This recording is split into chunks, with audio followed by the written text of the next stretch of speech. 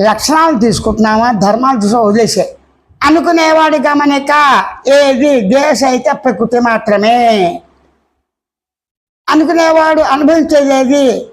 ప్రకృతి సహిత దేహాన్ని తను తానుగా అనుభవిస్తున్నాడు. భోగ్య వస్తువు ఏది? పదార్థం గమన దేహముతో కూడి అవకాశ ఆకాశ సృష్టి మాత్రమే. సృష్టి భోగించే వస్తువు అయింది. భోగించేవాడు ఎవరు?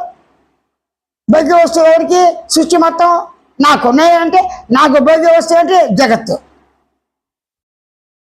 ఆ భోగించేప్పుడు కర్త కర్మకి ఎవరికి? తనకే. సృష్టిని అనుభవించదుగా, నిద్రని అనుభవించదు కదా.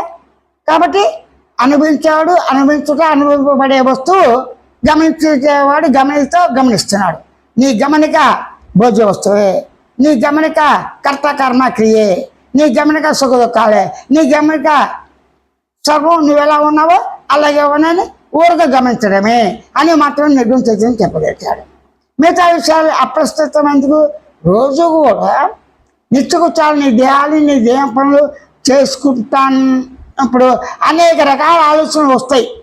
ఆ ఆలోచనతో వాసనలు అలా పెరిగిపోయిన కొద్దీ జన్మలు ఉన్నా లేకపోయినా తట్టుకోలేడుగా. తట్టుకోవాలంటే ఏం చేయాలి?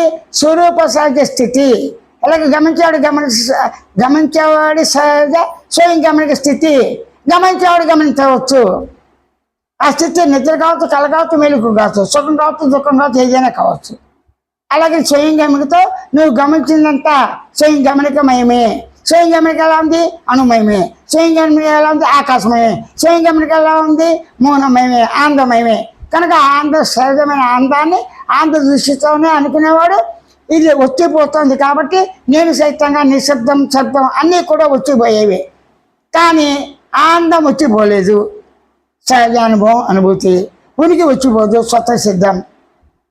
చైతన్యం స్వతः సిద్ధం, మౌనం స్వతः సిద్ధం, అనుభవం స్వతः సిద్ధం, పరిపూర్ణ స్వతः సిద్ధం, పదార్థం భావన స్వతः సిద్ధం అని నువ్వు గ్రహించి గుర్తించి ఊరుకుంటే మన పనులు మనం చేసుకుంటూ పోవటమే.